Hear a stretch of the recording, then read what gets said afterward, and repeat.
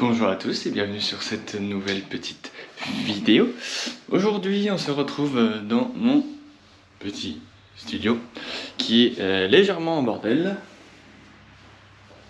Voilà, parce que comme tu as pu le voir,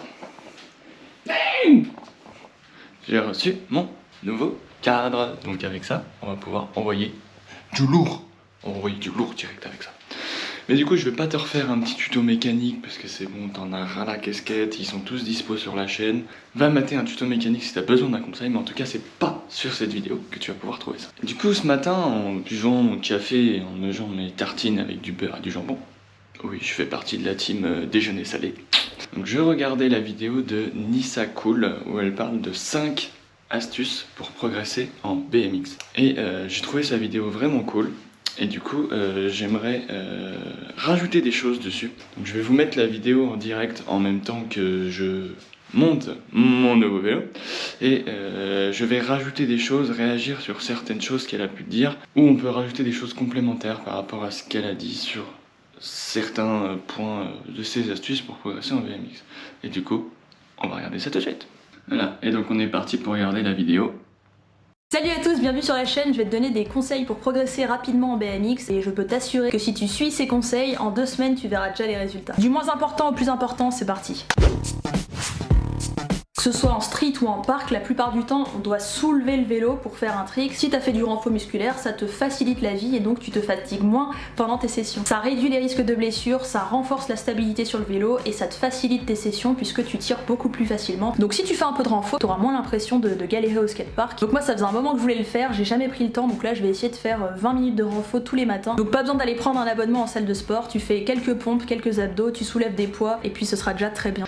Ah, donc pour ce premier conseil, je suis tout à fait d'accord avec Anissa. Quand on regarde le BMX freestyle au haut niveau, que ce soit en France ou tous les autres pays, c'est de vrais athlètes. Donc dans la journée, ils font aussi bien une session le matin que du renfort musculaire l'après-midi. Et quand je parle de renfort musculaire, eux, ils font du renfort intense. Toi, pour débuter, t'es pas obligé de faire du renfort intense. Comme tu dis, tu peux te mettre assis avec un tapis, faire du gainage, des abdos. Tu peux t'acheter, comme moi par exemple, une petite medicine ball avec des élastiques, par exemple celui-là c'est un 15 kg, ça te permet de pouvoir te renforcer un minimum chez toi et voilà, on va pas se te cacher, tu gagnes un peu de tonus musculaire et tout, c'est toujours sympa tu vois. Deuxième conseil, ne pas rouler en étant fatigué ou en ayant le ventre vide, c'est hyper contre-productif. Moi je sais que la différence, je la vois tout de suite entre une session où j'ai rien mangé, je suis fatiguée, et une session où j'ai mangé un gros plat de pâtes et que j'ai super bien dormi, mais ça n'a rien à voir quoi. Si tu veux progresser en BMX, il faut que tu fasses attention aux bases, c'est-à-dire le sommeil et l'alimentation, c'est hyper important. Moi je vous conseille un bon gros plat de pâtes 1 heure, 1 heure et demie avant ta session et tu vas voir que tu auras une pêche. Tu veux réussir tes figures, prends soin de ton sommeil, c'est la base. Donc par rapport à ce que vient de dire Anissa, par rapport au sommeil et à l'alimentation, donc oui, c'est très très important. Mais attention, va pas te taper un domac 1 heure et demie avant ta session. C'est pas ouf. Si tu regardes les chaînes un peu des mecs qui font de la muscu, tout ça, tu vois, qui parlent de cheat meal. Si vraiment tu veux progresser à fond, tout ça, il faut faire quand même relativement attention à ce que tu manges. Hein. Va pas manger que des pâtes non plus, tu vois. C'est pas bon. Mange des légumes, mange des protéines, tout ça. Et surtout, très important dans ton alimentation, il faut boire de l'eau. Pendant une session, tout ça, boire de l'eau. Il faut boire avant d'avoir soif. Une fois que tu as soif, c'est trop tard. Ça veut dire que tu es déjà en train de te déshydrater. Troisième conseil pour progresser rapidement, varier les lieux de pratique. En gros, si dans ta ville, le seul skatepark, c'est un petit skatepark tout pourri avec 3 modules et que ce skatepark, tu le connais par cœur, t'as fait tous les tricks possibles, prends ta voiture, prends un bus, prends un train et va dans d'autres skateparks, ça va changer ta manière de rouler. Pourquoi c'est contre-productif de rouler tout le temps dans le même skatepark? Parce qu'en fait, tu t'habitues à un seul type de courbe et donc t'auras beau être hyper à l'aise sur cette courbe et faire plein de tricks en sortie de courbe, en fait, dès que tu vas commencer à rouler sur une courbe qui est différente, ce sera pas le même degré d'inclinaison, ce sera pas la même hauteur, tu vas être perdu et tu vas te dire mais qu'est-ce qui se passe, je sais plus rien faire. En fait les modules selon leur hauteur, selon leur degré d'inclinaison, tu dois pas tirer de la même manière et du coup ça peut te déstabiliser si t'as connu qu'un seul module dans ta vie quoi. Et puis peut-être que dans ton skatepark local il n'y a pas forcément tous les types de modules et c'est bien aussi que t'apprennes à passer des spines, des step-up, enfin tu vois. Je vous donne un exemple, moi... En fait la plupart des coupes de France, je les ai faites avec Anissa justement. On s'est retrouvés aussi bien à Bordeaux pour les vibrations urbaines à Pessac. c'est un événement de fou.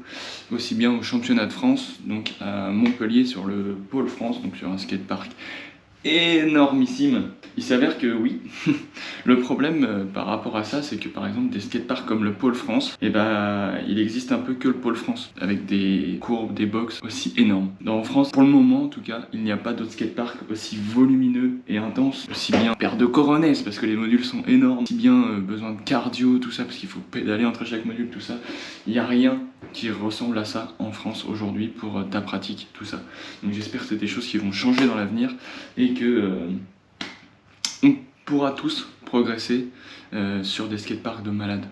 Voilà, très clairement, ce serait fou. Et comme elle te dit, rouler sur des skateparks différents, changer de courbe, changer de box, rider d'autres modules que tu n'as peut-être pas dans ton skatepark par exemple. Tu dis dans ton petit skatepark, tu as une funbox, un ledge, une courbe, et t'as pas de plan incliné, t'as pas de wall ride, t'as pas de spine, t'as pas de volcano, t'as pas de step up, t'as pas de pyramide. Tu vois, tout ça c'est des choses qui viennent complémenter ta pratique, et même si tu les roules pas tous les jours, tu n'auras plus cette notion de il faut que je le passe alors que je l'ai jamais passé en pleine compétition, tu vois. Et ça c'est quelque chose qui est très important et très dur à gérer au quotidien.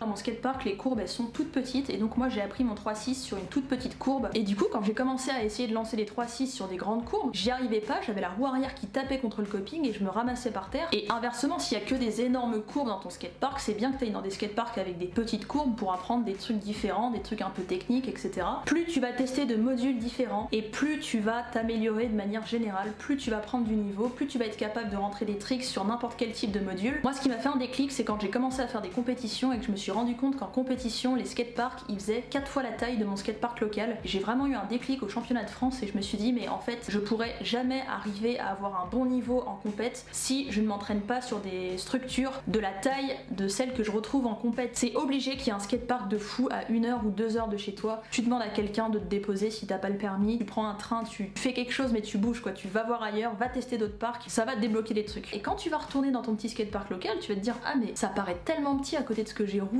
la semaine dernière, ça fait vraiment relativiser d'aller voir des grands skateparks. J'ai pas pensé à vous dire juste avant. Il est possible que tu te rendes compte que malheureusement ton skatepark local, comparé à celui de la compète, il est pas ouf. Moi quand je rentre à Toul après chaque compète, tout me paraît microscopique et j'ai l'impression de pas avoir le temps de faire ce que je veux en l'air, tu vois. Ça c'est un peu chiant. C'est pour ça qu'il faut que tu ailles rouler différents skateparks.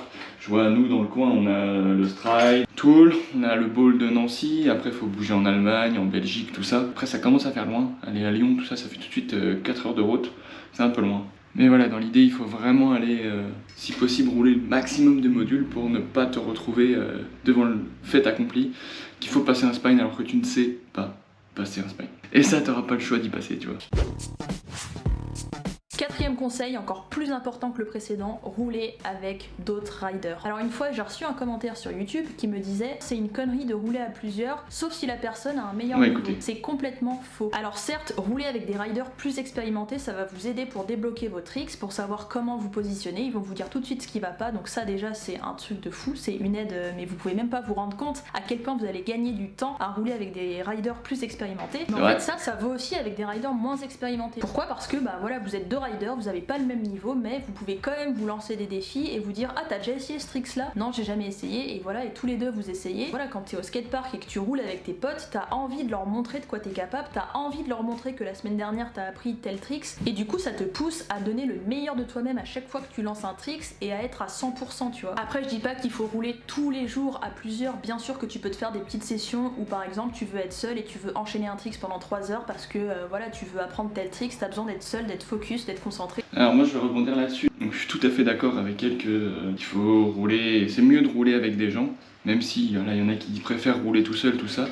Il y a la raison donc qu'elle explique, donc pour progresser tout ça, c'est beaucoup plus facile, t'as l'envie, t'as la motivation, tout ça, ça t'aide.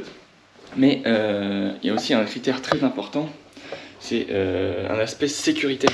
Si jamais tu dis une bêtise, tu viens à tomber et que tu es tout seul dans ton skatepark et que tu te mets un KO, eh ben, il n'y aura personne pour t'aider. Il n'y aura personne pour appeler les secours ou quoi que ce soit. Je te souhaite pas de rester KO pendant 4 heures. Franchement, c'est pas fou. C'est pas foufou. Mais je vous conseille vivement d'alterner les sessions seules et les sessions à plusieurs. Rouler à plusieurs, en fait, c'est se lancer des défis, essayer d'impressionner l'autre, c'est donner le meilleur de soi-même, c'est une source de motivation immense et que tu ne retrouves pas quand tu roules seul. Il y a un dernier aspect quand tu roules à plusieurs, c'est l'aspect plaisir. C'est beaucoup plus sympa de rouler avec d'autres riders parce que tu peux parler de BMX, tu peux parler de ce que tu veux, tu te marres, tu te lances des défis, tu fais des jeux. Le BMX c'est un sport passion, donc forcément les riders avec qui tu vas rouler, ça va être aussi des passionnés et donc c'est hyper agréable d'échanger entre passionnés sur le BMX quoi. Il y a aussi un truc hyper important quand tu roules avec d'autres riders, en fait ça te donne des idées de tricks. Moi je sais que par exemple No Foot, c'est un tricks que j'avais jamais pensé réaliser et en fait on a fait un game of bikes et je me suis dit tiens je vais essayer et depuis j'aime trop ce tricks, maintenant je le rentre dès que je peux. Je l'aurais jamais tenté si on m'avait pas poussé à le faire, tu vois. Rouler avec d'autres gens, ça t'apporte aussi des nouveaux tricks auxquels t'aurais jamais pensé. Donc voilà, hyper positif aussi. Et un dernier truc, je disais que rouler avec des riders moins expérimentés, ça peut aussi être bénéfique. Par exemple, tu peux rouler avec quelqu'un qui a un moins bon niveau en BMX que toi, mais par exemple qui s'y connaît mieux en mécanique et qui va te donner des conseils. Même si ça concerne pas les tricks, ça peut quand même t'apporter des trucs concernant le BMX. Je sais pas, par exemple, tiens, tu savais qu'il y a une boutique de BMX qui a ouvert dans telle ville, tiens, tu savais qu'il y a un nouveau skatepark qui a ouvert à côté. C'est ça aussi les échanges, c'est pas que les tricks, tu vois. Le BMX c'est pas que les tricks, donc rouler avec des personnes qui ont un moins bon niveau que toi, ça peut aussi t'aider. Alors par rapport à tout ce qu'elle dit, ouais, je sais que là du coup elle va parler de fait des gens qui sont timides, tout ça, qui n'osent pas venir vers les gens, tout ça. Il y a des gens qui sont un peu chelous, tout ça, mais franchement le BMX c'est une grande famille. C'est-à-dire, la plupart de mes potes qui font du BMX, tout ça, enfin, on a commencé à parler sur les réseaux sociaux, tout ça, et quand on se voit en vrai, mais putain, quel plaisir intense de rencontrer cette personne, tu vois, de vraiment pouvoir échanger et tout avec des mecs qui font tout à fait autre chose, qui font des tricks différents, tout ça, comme elle dit, ça peut t'aider à te motiver, à t'entraîner, à te donner des conseils. Ça c'est putain important, parce que sans conseils, je peux te dire, tu galères à progresser. Voilà, c'est bien de rouler avec des gens plus forts, mais aussi des gens plus faibles, ça t'aide. Ça te permet par exemple de vraiment réussir à visualiser le trick pour pouvoir donner les conseils qu'il faut, tu vois. Et j'ai une connerie, il y a un jour où t'es pas bien, tout ça, et moi je vois par exemple j'ai un problème avec les décades, où en fait je viens faire la figure, il y a des jours où je sais pas pourquoi, ça passe pas. Et en fait je réfléchis au mouvement, etc., du fait de l'avoir enseigné à d'autres riders de mon skatepark, et je dis ah ouais mais en fait je fais pas ça, j'ai oublié de faire ça.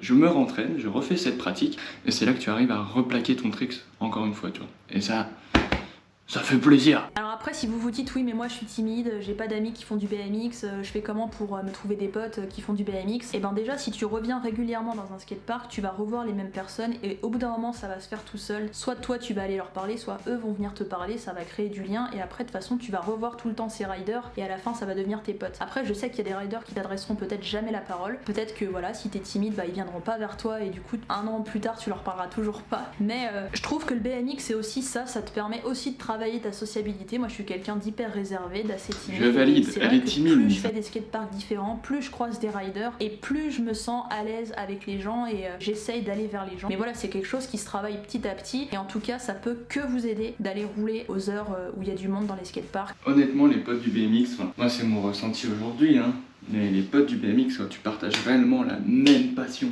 les mêmes envies et le fait de... Il y en a qui veulent juste progresser, il y en a qui viennent juste là pour s'éclater, mais ça n'empêche qu'on fait le même sport. Et franchement les potes du BMX, c'est les meilleurs potes du monde frère, y a pas mieux. Dernier conseil, le plus important, le plus efficace pour progresser, rouler tous les jours. Petite pause, parce que là, je suis d'accord mais pas d'accord. Rider tous les jours, d'accord. Il va falloir faire attention aussi au fait que tu te reposes. Tes muscles, un jour, il faut qu'ils se reposent. Tu peux rouler tous les jours, mais pas tous les jours à fond. Ou alors, tu bois du café à fond la caisse et tout, mais ça n'empêche que tes muscles n'auront pas l'énergie nécessaire, tu vois. D'un moment, c'est chaud. Je reprends l'exemple de l'équipe de France, par exemple. Ils ne s'entraînent pas tous les jours. Ils s'entraînent 3 à 4 fois par semaine, vraiment sur le pôle France. Après, bon, ils font des sessions libres entre eux, tout ça, mais vraiment entraînement intensif. Ils font, 4 sessions par semaine. Pas plus, tu vois. Et quand je dis tous les jours, c'est tous les jours. Même si tu fais une session de 5 minutes, c'est pas grave, tant que t'as respecté le truc, c'est bon. C'est vraiment faire une session par jour, quoi qu'il arrive. Et alors tu vas me dire, oui, mais moi aujourd'hui je rentre du boulot, je suis fatiguée. C'est pas grave. Tu poses ton sac, tu prends ton vélo, tu regardes sur ta montre, tu fais juste 10 minutes de street, tu fais des manuals, des bunny up, et tu rentres. Et au moins, t'as fait le truc. Ce qui est important en fait, c'est de pas louper une session. Alors, ce qui est important, c'est de pas louper une session, mais attention. Moi je vois aujourd'hui, bon, je ne travaille plus, je vous fais des vidéos sur YouTube, je fais en sorte de vivre du BMX par plein d'autres moyens que vous verrez peut-être un jour sur la chaîne. Je vous dirai un juge, adjugé, vendu, non, c'est pas comme ça qu'on dit. Mais par exemple, il y a un truc tout bête, il y a ce qu'on appelle par exemple des fractures de fatigue. Et c'est ce qui m'est arrivé par exemple pendant les dernières années, où je bossais énormément, et j'avais trop envie de rouler, et je vais rouler au parc le soir, après le taf.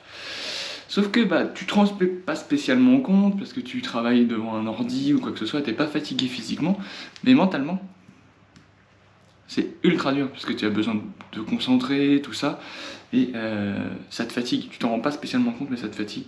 Et je me suis blessé 2 fois à cause de la fatigue. Là, t'as le seum de te blesser parce que t'es fatigué en fait.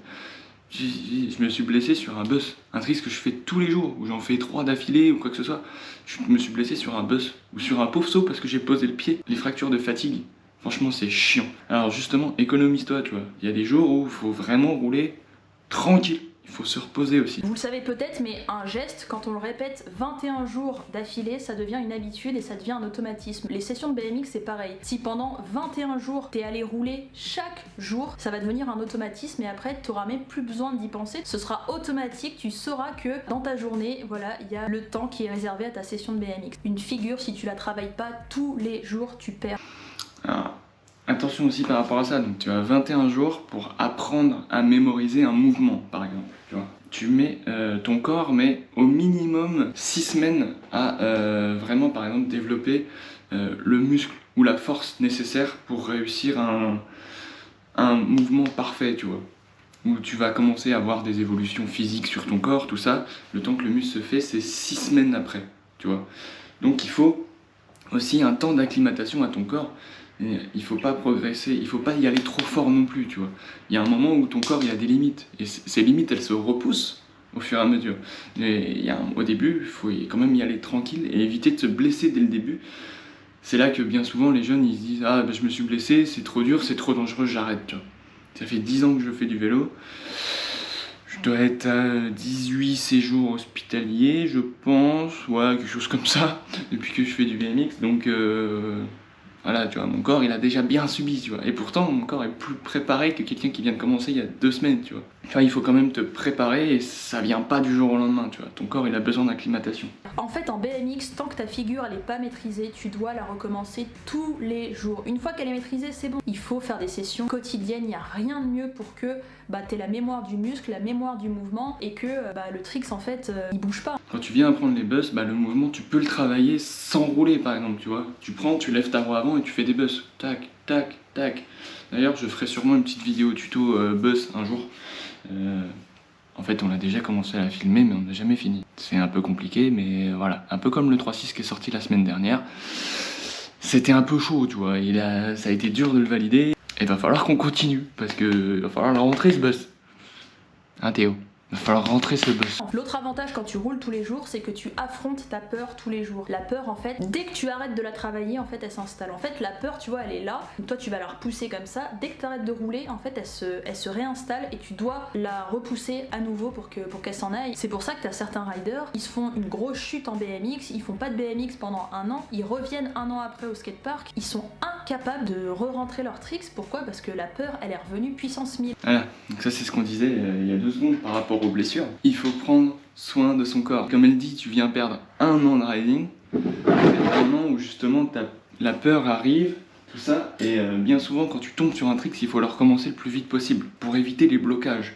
Un blocage, quand je parle de blocage, c'est du blocage psychologique. Et par exemple, les athlètes professionnels ont des suivis psychologiques, comme par exemple si tu suis sur Instagram Nikita Ducaroz ou des trucs comme ça, où elle parle qu'elle a beaucoup besoin de soutien psychologique pour pouvoir, je dis une connerie, prendre l'avion ou quoi que ce soit, pour pouvoir aller en compétition, parce qu'elle a des peurs à dépasser et qu'elle n'a pas le choix en fait. Elle habite aux États-Unis, quand elle vient en France pour faire une compétition, elle vient pas en voiture, tu vois, elle vient en avion. Et par exemple, voilà, c'est des peurs qu'il faut dépasser, et ces peurs se débloquent aussi bien en BMX que pour prendre l'avion, que pour apprendre une certaine figure. Tu dis t'as peur de faire un backflip, t'as un blocage psychologique alors que tu sais le faire à 2000% dans un bac à mousse qui est parfait. Tu peux avoir super peur de le sortir même sur Résé ou sur airbag. C'est sur une réception et t'as peur, tu vois. Et ça se travaille. Il y a des suivis psychologiques pour ça et tout si vraiment il faut, mais il faut vraiment travailler dans ta tête. Le BMX, de toute façon, l'essence même du BMX, c'est dépasser sa peur. Dépasser sa peur, franchement, c'est pas si simple. Le BMX, c'est 30% de technique et 70% d'appréhension. On a peur de se faire mal, on a peur de mal retomber. Et tant que tu roules, t'as le dessus. Si t'arrêtes de rouler, la peur, elle revient direct et ça te bloque et tu progresses plus. Et puis le dernier avantage de rouler tous les jours, c'est que ça fait bosser ton cardio. Et le cardio dans le BMX, c'est hyper important parce que c'est ce qui te permet d'enchaîner des tricks, c'est ce qui te permet de faire des sessions plus longues, c'est ce qui te permet aussi de prendre plus de plaisir pendant tes sessions parce que t'es pas essoufflé dès que t'as fini de faire ta ligne, quoi. Il y a rien de mieux niveau sensation de liberté que d'enchaîner plusieurs tricks dans le skatepark, de faire une longue ligne, et ça c'est possible que si t'as du cardio, et en roulant tous les jours, et bah tu bosses ton cardio davantage et c'est juste parfait, quoi. Ok, donc je récapitule. Pareil, il faut profiter du temps de repos aussi. Sommeil, essaye de manger des bons repas, des bons plats bien complets avant d'aller faire du sport. Roule avec plusieurs riders, change de skatepark, va voir d'autres skateparks, va voir des skateparks plus grands. Et puis dernier conseil, roule